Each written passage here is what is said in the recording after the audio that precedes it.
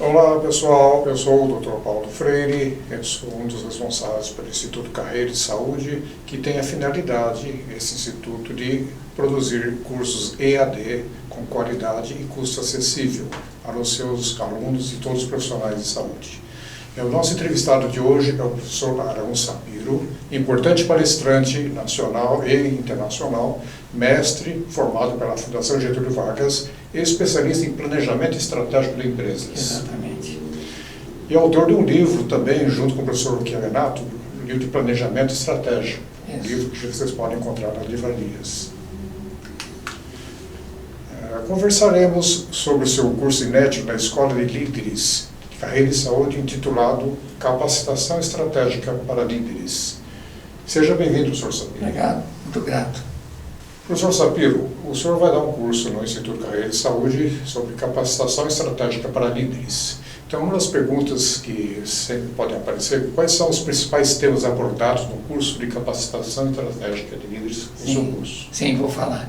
Antes eu queria somente agradecer essa oportunidade, Dr. Paulo, muito importante. Nós vivemos momentos muito diferentes, principalmente no setor de saúde, né, bastante procurado, e a oportunidade que o Instituto Carreira de Saúde me oferece é, de fato, uma grande oportunidade, porque a gente vê claramente que a gestão e o exercício da liderança nesse tipo de empresa, nesse setor, seja no hospital, numa clínica, num laboratório, eles são fundamentais. Quer dizer, tem a parte clínica, óbvio, a técnica, mas tem todos aqueles elementos de exercer a liderança e a gestão. Então esse curso, que me dá muito orgulho, é um curso de 48 horas, totalmente à distância, com as aulas gravadas, mas com grande material de apoio, de leitura, de conexões, e ele aborda vários conceitos, bom, principalmente a questão do planejamento estratégico, né? A questão, por exemplo, sobre toda organização deve ter identificado qual é o propósito dela, qual é o social. Muita gente chega para mim e fala, não na área de saúde, já o pessoal fica mais constrangido, mas eu pergunto para uma empresa, qual é o seu propósito? Não, é ganhar dinheiro. Ganhar dinheiro é resultado. É resultado para poder oferecer melhores serviços, né? E na saúde tem várias situações, porque o estado de saúde dos clientes, e de modo geral, passa pela prevenção, passa pelo tratamento, pelo pós-tratamento, pela alta. Então tem vários aspectos que isso tem que ser gerido. Então, nesse curso, nós vamos abordar muito a elaboração de um plano estratégico, um plano de negócios, que é o guia, é o mapa de como idealizar, identificar o propósito da organização, estabelecer as estratégias, avaliar os recursos até chegar nos objetivos, alcançar os objetivos e lidando com a parte principal de qualquer organização, são as pessoas. Não adianta você fazer um plano, um trabalho, está no papel, mas se as pessoas da organização não aderirem. E os terceiros, que a gente chama as partes interessadas. Então ele é bem abrangente, também trabalha os chamados soft skills, que são, não dá para traduzir muito bem uma palavra, o termo em inglês, soft skills seriam as habilidades moles, macias. Não é isso, são as habilidades de relacionamento, de uma situação madura de emoção. Lidamos com eu lido também com esse aspecto. E esse curso é inédito? Ele é inédito. Inédito na área da saúde e também na área de empresarial. Ele é inédito na medida que, primeiro, ele se apresenta em dois módulos. E o primeiro módulo ele vai tocar no assunto do próprio processo de planejamento estratégico. Passa por todas as etapas, como eu falei, avalia os recursos que se tem, se examinam as estratégias disponíveis. E o segundo módulo lida exatamente com vários aspectos humanos da liderança. E alguns é inédito porque ele lida com assuntos absolutamente atuais do serviço de saúde, da medicina. Por exemplo, a boa medicina. Boa medicina tem um aspecto técnico, lógico, clínico, mas tem também aquele de foro íntimo do médico e das suas equipes, de como oferecer a melhor, não a mais cara, nem a mais tecnológica, sabe? Estou falando o Padre Nosso, né? Então, o Padre Nosso para o Papa, não é isso? Mas é sabido, não é verdade? É verdade isso. Então, como um gestor, uma gestora de uma organização, pode ser médico também, mas como discutir aspectos da boa medicina com médicos e suas equipes e os paramédicos? Porque é uma coisa subjetiva de avaliação caso a caso. Sim. Qual é o melhor tratamento em determinado caso? Coincidir também um pouco com o controle dos custos, com os procedimentos, com os protocolos que foram estabelecidos. Então é uma gama que o gestor, a gestora, o líder, ele precisa saber conversar com esses médicos. Sim, esse é um problema real. Eu sou médico, é um problema real que você encontra nas vezes. Encontra, né? Encontra, porque existe muito conflito, existe uma estratificação de profissões dentro da área de saúde. Então o médico às vezes não conversa muito bem com a enfermeira acha que o médico é arrogante, você tem toda essa problemática de comunicação. E entre os médicos também existe um problema de atrito, porque médico, eles disputam entre eles quem é que sabe mais. É a própria característica, né? Então há vários conflitos decorrentes desse tipo de relacionamento. Então por isso uma boa parte do ineditismo desse curso é exatamente tratar desses assuntos. E o senhor falou das equipes, né, as várias especialidades que conflitam um pouquinho, mas se me permite eu vou além, porque envolve o fornecedor de tecnologia, que é uma empresa de fora, que fica fazendo, no bom sentido, faz um lobby, tenta apresentar a tecnologia ao médico, ao mesmo tempo, quem é que compra a tecnologia num hospital, numa clínica? É o gestor, é o fornecedor da tecnologia, é o médico. Então tem várias nuances, né, numa aquisição de nova tecnologia, por exemplo. Hoje em dia, Dr. Paulo, se fala muito do protocolo eletrônico. Eu abordo no curso toda essa temática, que alguns me dizem assim, bom, o protocolo eletrônico não é verdadeiro, é exatamente a gestão da informação. Quando você vai nos hospitais mais atualizados nisso, é uma jorrada assim de informações. O pessoal fala de tetrabytes, né, de tanta informação. Terabytes. Terabytes. Terabytes. É tetra também, né? Já fomos tetra, né? É o terabytes. E como é que faz? Com tanta informação, tanto conhecimento, a seleção, a disponibilidade dessas informações, indicadores, e passa por um exercício da liderança para com os médicos. Isso do prontuário eletrônico, o que desencadeou isso foi aquela maldita letra do médico. Ninguém entendia nada, e as médicas às vezes têm muita tarefa de prescrever, escrever, que acaba resumindo, fazendo o jargão médico. Certo. Então quem ia ler e interpretar... A letra do médico, é isso? A letra do médico é um problema. Inclusive, aí já fizeram até uma pesquisa de os pacientes saem com uma receita na mão e não entendem o que está escrito. Vai no farmacêutico para ele traduzir o que está escrito. É verdade. A letra do médico é um problema. Isso é comum desde a faculdade, tem que escrever rápido, escrever bem sucinto, bem rápido. E aí o curso, ele tem uma abordagem geral, que é o sistema de serviços, que a gente fala assim, dentro de um atendimento de saúde, em outros serviços, em outros estabelecimentos, outros setores também acontece, mas muito na saúde, que a gente chama da cadeia de eventos. Sim, Desde a recepção, pronto atendimento, consulta, quer dizer, e o interessante é que essa cadeia de eventos, ela rompe no lado mais fraco. Então, todo atendimento, o senhor sabe melhor do que eu, uma cirurgia muito bem feita, mas se o pós-operatório é meio descuidado, todo aquele serviço bem feito da equipe, na percepção do cliente, do paciente, se esvai ou dos familiares, né, que ficam muito preocupados. Assim, e o senhor falou muito bem, a cirurgia depende da equipe inteira para ter o resultado de 100%. Não depende só do cirurgião, depende da enfermagem, da estrutura do hospital, controle de infecção hospitalar, gestão do hospital inteiro. Eu, apesar de dar aula de preparação, capacitação para os líderes e gestores, acho que eu não gostaria muito de ser líder numa instituição de saúde, porque é desafiador mesmo, é desafiador. Dizem que o hospital é igual a uma cidade. Todos os problemas da cidade tem, o hospital tem.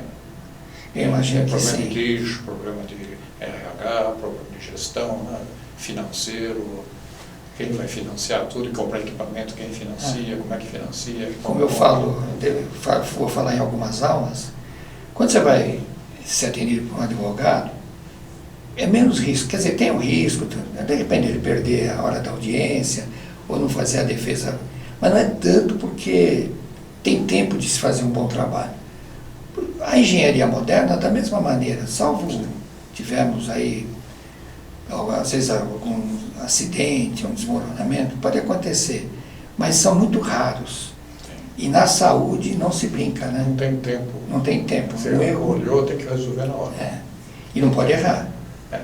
Existe até comparação, você tem que fazer o atendimento da máquina, do corpo humano funcionando.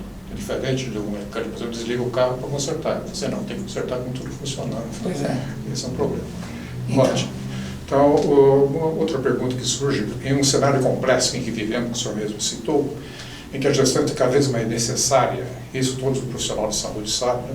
Como assegurar a qualidade clínica sem perder o lado de encantamento do cliente? Essa pergunta o senhor me pegou, hein? Mas o curso vai abordar esse aspecto também. Importantíssimo. O que acontece?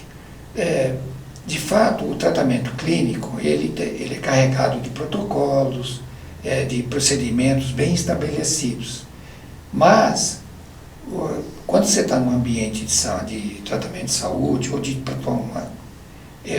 obter um exame, fazer algum procedimento, as emoções estão lá presentes, tanto por parte do paciente quanto por parte dos familiares, dos envolvidos, né? E a medicina, que a gente chama hoje da medicina 4.0, ela está cada vez mais carregada de dois elementos. Primeiro, a digitalização. Tudo está sendo jogado para as máquinas, tudo está sendo jogado para a nuvem, e muitos médicos se ressentem disso, porque muitos deles sentem que sua autoridade, a sua participação no tratamento está cada vez mais diminuída. Temos setores até que há uma previsão que a presença do corpo clínico nem vai ser mais necessária, como na radiologia. Pega uma máquina, super máquina de radiologia ou de tomografia, já faz a operação, já puxa um diagnóstico. Sim, inteligência artificial. Inteligência artificial, né? Eu, como sou leigo, um assunto específico clínico, né? Planejamento e tecnologia, eu tenho bastante trabalhado esse aspecto. Imagina uma máquina como essa, e a recomendação, antigamente, se a pessoa está com o braço, vai engessar o braço, né? Não sei se ainda. E do lado dessa máquina, de raio-x ou de qualquer outra imagem, já tem uma impressora 3D que já faz, não sei se já existe isso. Já tem. A pessoa já sai. Agora, em Recife, eles lançaram um projeto, uma startup, de fazer esses moldes para substituir o gesso, feito em impressora 3D.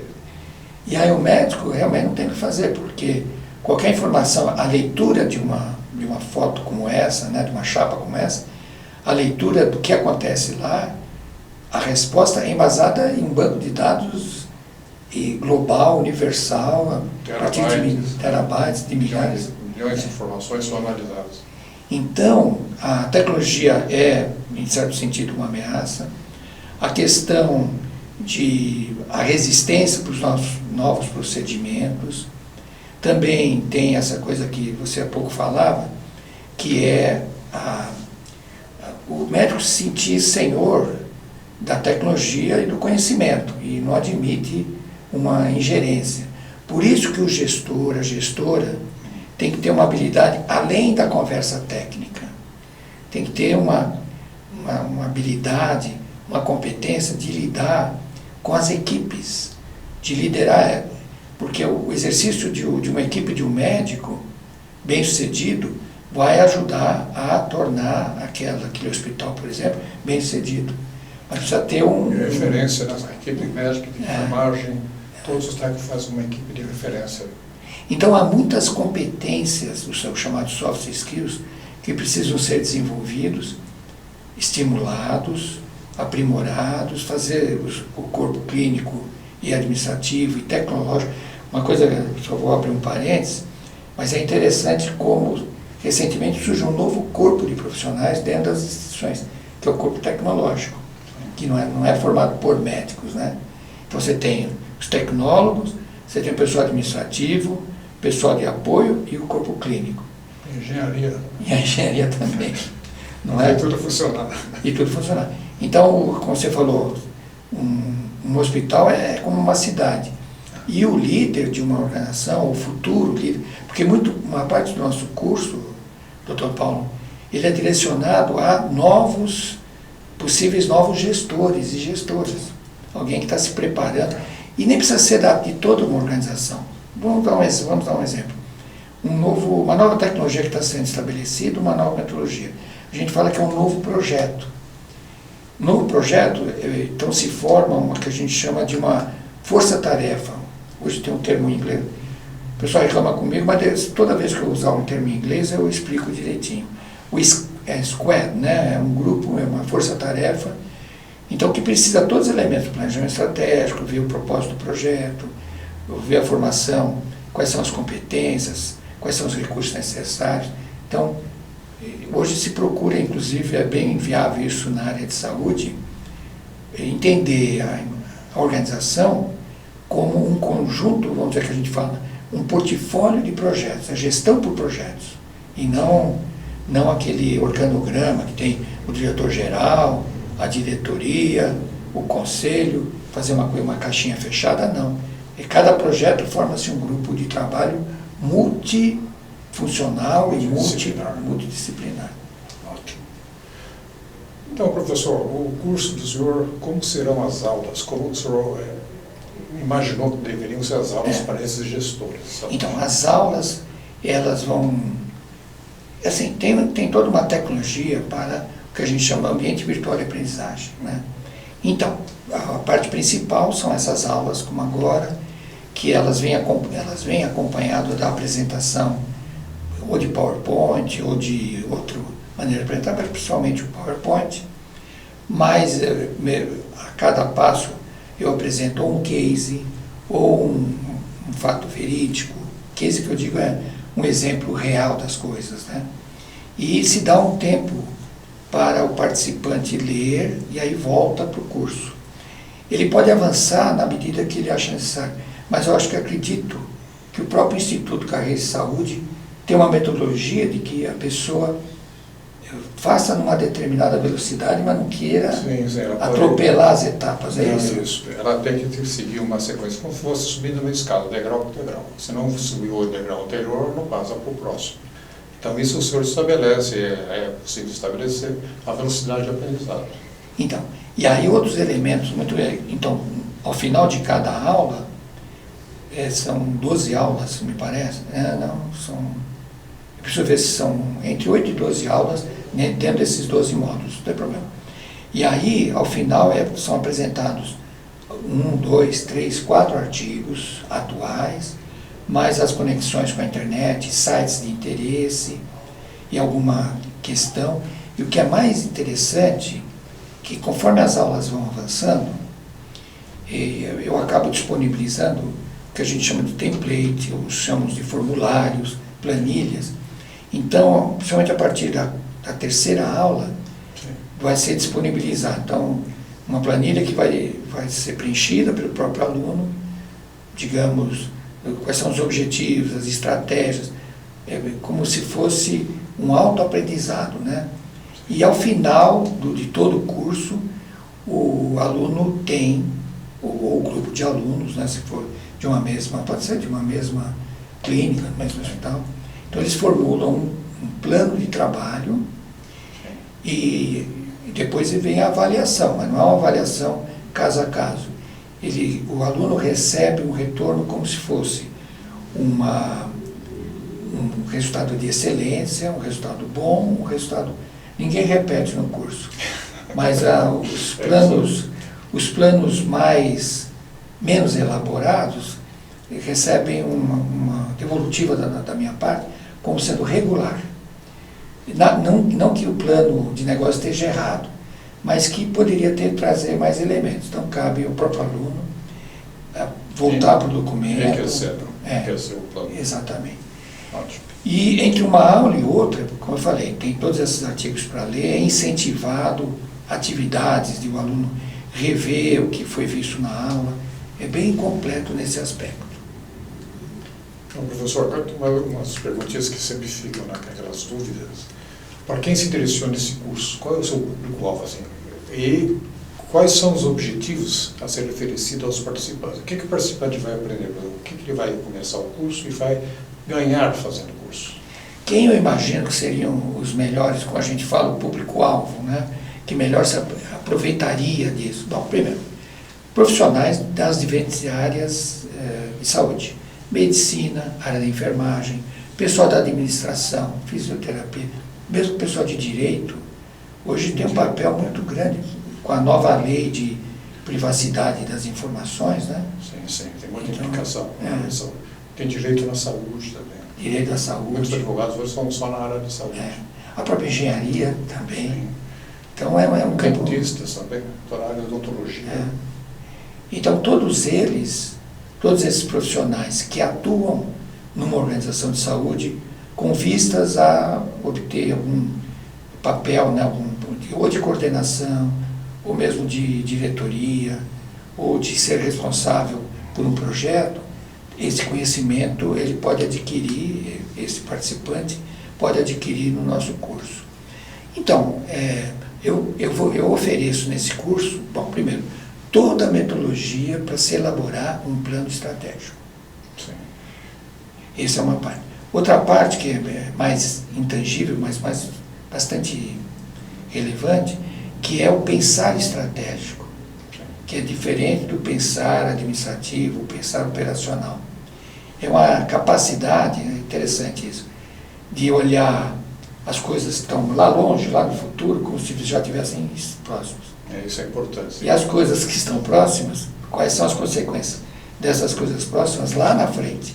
Então, é uma habilidade mental que eu faço alguns exercícios durante a aula. Eu tenho experiência porque na área da saúde você fica algumas vezes apagando incêndios, que coisas que poderiam ser previsíveis. Uma coisa aconteceu, mas por que aconteceu? Todo o processo que desencadeou um mau resultado. Você tem que fazer uma previsão futura, tem que ver lá na frente para evitar o problema aqui. Como o Titanic, né? Tem que ver o iceberg já desviar agora. Pois é. Antes de colidir. Não, é o caso do Titanic.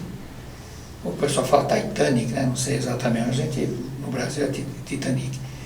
E se vê que o capitão, que era um capitão exímio, para ser responsável pelo navio mais moderno da época, ele viu o futuro, mas não como uma coisa perto, ele quis acelerar, ele quis fazer um atalho para chegar mais rápido. Sim, desviou. E navegou por uma região possivelmente de icebergs. Então, ele viu longe, ele viu o porto lá de Nova York, eu acho, mas ele não viu o iceberg que estava perto.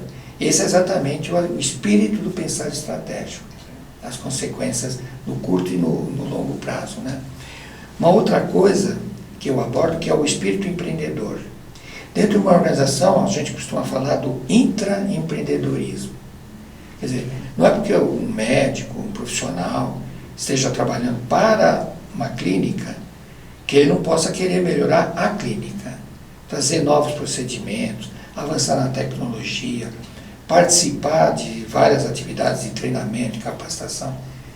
Então eu vejo que muitos médicos olham para um hospital como se fosse algo, isso sem generalizar, toda geração é burra, né? Mas há profissionais que veem assim, é um local onde eu vou trabalhar, não é um local onde eu vou viver o sucesso. Não contribui, só utiliza o que já tem.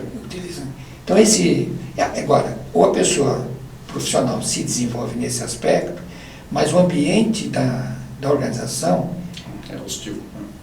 É até hostil, mas aí que eu chego, que os líderes têm que criar um ambiente de trabalho que seja estimulante. Então, que a pessoa, o profissional, as equipes, não vão lá como uma exigência, mas como sendo uma equipe torcedora, participante do sucesso.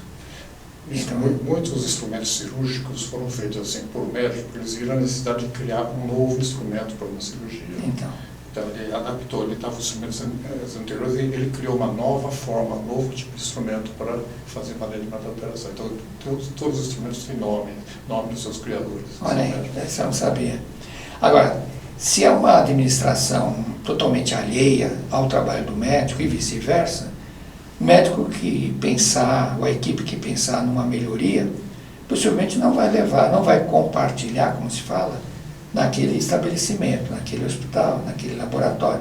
ele vai levar para onde ele sente mais confiança, Mais né? acolhido. Mais acolhido. Então, cabe exatamente esse aspecto, né?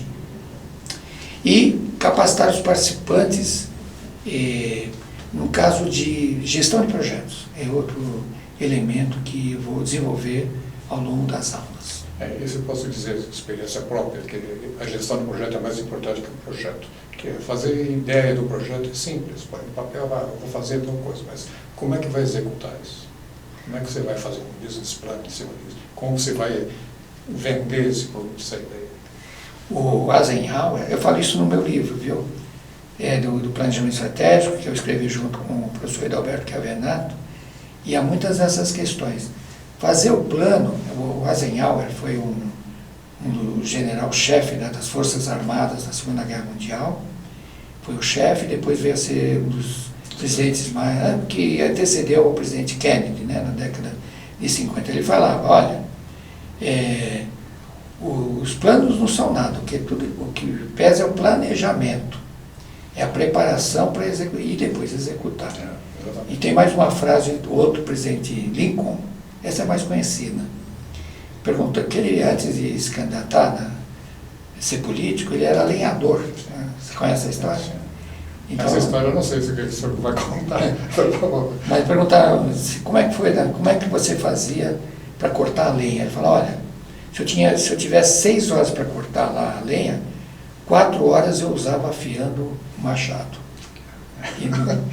Então tem muita gente que vai cortando sem se preparar, né? Então, como você falou, o documento do projeto, né, escrito, não é nada, é um papel. O que vale é a elaboração e depois os procedimentos para garantir, assegurar a execução. Ótimo. É isso que nós vamos trabalhar. Professor Pero, o senhor quer fazer um apanhado geral do curso para quem estiver ouvindo a sua palestra agora, a sua entrevista? Sim, sim. E aí nós encerramos. Tá bom. Olha, bom, primeiro agradecendo a audiência, os ouvintes, os espectadores dessa nossa conversa. Espero, eu tenho certeza que o Dr. Paulo também espera, que não tenha sido enfadonho, né? Porque hoje em dia temos que ser rápidos e rasteiros, né? Quando é uma comunicação na internet. É como tocar uma música, tem que tocar todas as notas. Tem que tocar todas as notas. Quer dizer, tocar só a última. Eu falo assim, todo produto, todo serviço tem um custo e tem um benefício. E agora nas minhas pesquisas, professor, Dr. Paulo, eu estou vendo que tem mais um elemento, que tem um custo-benefício, mas tem também o custo do não benefício. Vamos dizer, estou dando esse exemplo, é meio dramático, mas é verdade. Quanto custa tratar uma doença, ou tratar uma prevenção X? Quanto custa não tratar? Às vezes é bem complicado, né? Embora não tenha a saída de caixa, vamos dizer. O curso ele se coloca dessa maneira. Hoje os desafios da área de saúde são tão presentes, a questão da tecnologia, a questão das metodologias, a demanda de mercado, o cliente, pacientes, familiares são tão exigentes, todos esses aspectos que eu diria assim, quem tem uma pretensão de subir na carreira e na saúde, como o próprio Instituto disse, Instituto Carreira e Saúde, deveria olhar com bons olhos. Não é um curso longo, são 48 horas, e é carregado, olha, eu posso garantir, posso assegurar, que é os conceitos e os elementos mais atuais que se pode disponibilizar, tanto na questão do planejamento estratégico, do processo, quanto das competências de liderança. Então, eu acho que tem um site que a pessoa já pode consultar. Nós temos um site que você poderá consultar, não só o curso do professor Aron, como outros cursos complementares, que é www.carreiraesaude.med.br. É .med, não é BR, é .med.br. Okay. Certo? Professor Aron, foi um prazer entrevistá-lo aqui. Da mesma maneira, foi uma alegria. Aí depois voltaremos mais para frente e saber relatos de alguns alunos, sucesso Sim. no curso. Muito obrigado, teremos sim. É um prazer. Até logo, gente.